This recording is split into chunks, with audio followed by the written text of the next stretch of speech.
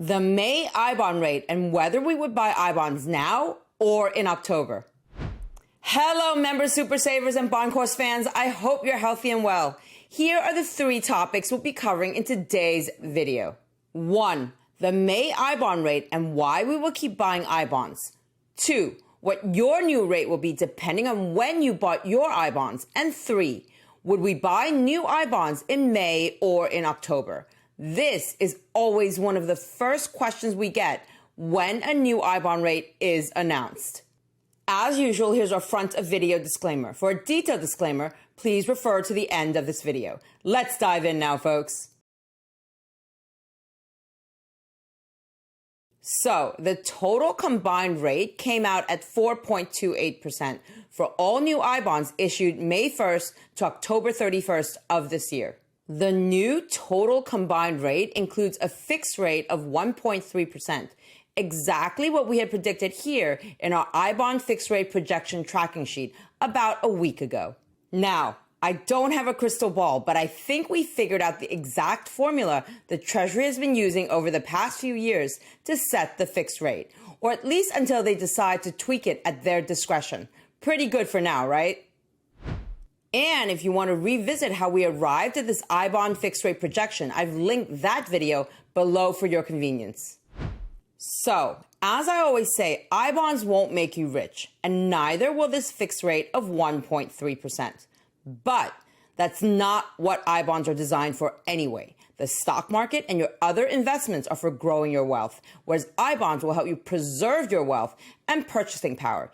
Increasingly important as you get closer to or are in retirement. So what you should know then is that this current I-bond fixed rate of 1.3%, as well as the prior cycle's I-bond fixed rate of 1.3%, they are both at a 17-year high. The last time the I-bond fixed rate was this high was in May of 2007. Pretty attractive to those of us who are I-bond fans, those of us who like the safety, stability, and simplicity of I-bonds as I described in this table from our foundational level bond beginners course. The boxes highlighted in yellow show the primary reasons investors prefer I-bonds. And for this reason here, that I-bonds can be used as an inflation-protected emergency fund once the minimum 12-month holding period has been met. This is one of the main reasons why we keep buying I-bonds for our personal portfolio. There is a certain charm and sleep well at night factor with the knowledge that our I-bonds will preserve the purchasing power of our emergency savings. And that when we redeem our I-bonds, we will always know the exact amount in advance that will be deposited into our bank account in cash.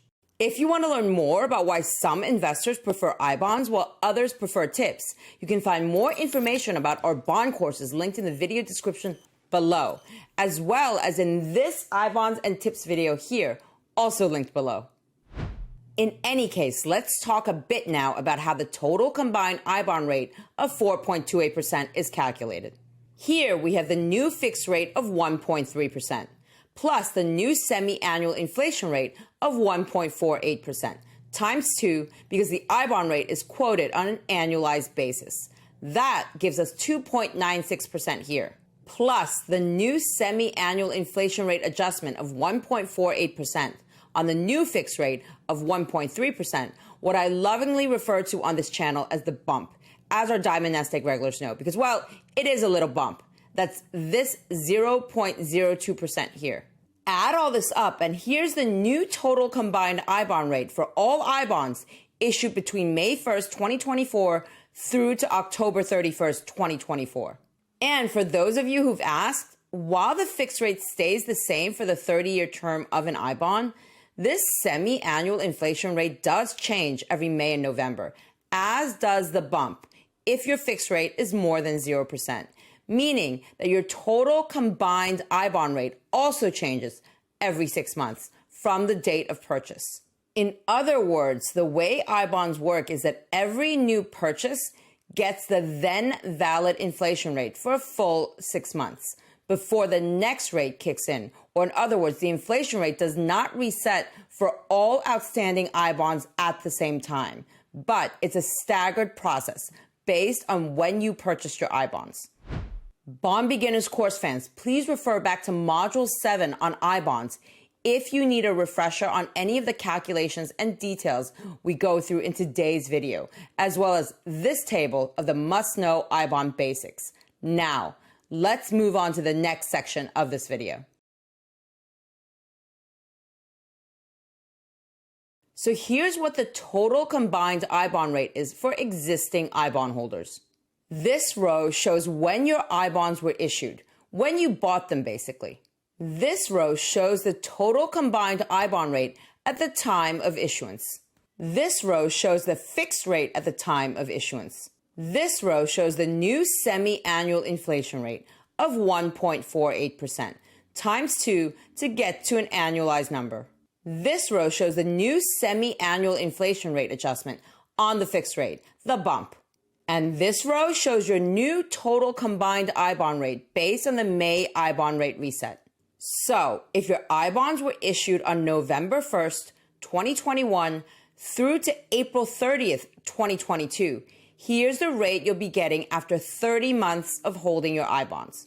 If your I-bonds were issued on May 1st, 2022 through to October 31st, 2022, here's the rate you'll be getting after 24 months of holding your I-bonds. If your I-bonds were issued on November 1st, 2022 through to April 30th, 2023, here's the rate you'll be getting after 18 months of holding your I-bonds. If your I-bonds were issued on May 1st, 2023 through to October 31st, 2023, here's the rate you'll be getting after 12 months of holding your I-bonds. And if your I-bonds were issued on November 1st, 2023 through to April 30th, 2024, here's the rate you'll be getting after 6 months of holding your I-bonds. And do keep in mind that because these are annualized rates, you'll need to divide them by 2 to figure out what your actual earnings are over the given 6-month period. So, now that we know that the total combined rate is 4.28% for new I-bonds issued between May 1st and October 31st, 2024, and what your new rate will be depending on when you bought your I-bonds, this begs the question. Is it better to buy your new I-bonds now or in October? As our Diamond Nest Egg regulars already know, in the final days of last month, Marcus and I both maxed out our annual I-bond limit of $10,000. Our thinking at that point in time was that if the I-bond fixed rate went even higher later this year, then we'd just gift one another more I-bonds for delivery in a year when we won't be purchasing our annual I-bond limit. Now, if we had not already maxed out our annual I-bond purchase limit for 2024, and we're now pondering whether we should be picking up new I-bonds at this current rate in May or October, I probably would be inclined to wait until the end of October. The way I see it at this point is that I could park my money in T-bills or a money market fund temporarily, given their current rates, and then make a decision on my I-bond purchases at the end of October, depending on how real yields and inflation develop over the next few months. Why not wait until we have more information and collect some attractive T-bill rates while doing so? Now, I know some of you in our Diamond Nest Egg community buy their I-bonds as early as possible because the earlier you buy, the sooner you get through the 12-month minimum holding period.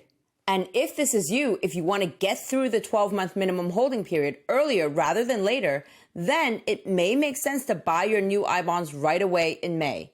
As I'm fond of saying, everyone's financial journey is different. If this is not you, though, there certainly are other places right now, like T-bills and CDs, where you can temporarily park your cash at attractive rates until there's more clarity on the November I-bond rate. And you can be sure we will be tracking this regularly here at Diamond Nest Egg to keep you posted. So, what's up with you and your I-bonds? Have you already maxed out your annual I-bond limit? Or are you planning on buying more in May, in October, or sometime in between the two? Drop a comment below and let everyone know. Right, so I hope you enjoyed this video and learned something new. And if you did, I'd love to invite you to take a look at this video here on one of our 2 brand new bond courses so that you can take advantage of some of these anticipated higher for longer rates. Or come join our Super Saver live member Q&A session on Monday, May 20th at 5:30 p.m. Eastern Time. One of the highlights will be the upcoming 10-year tips auction.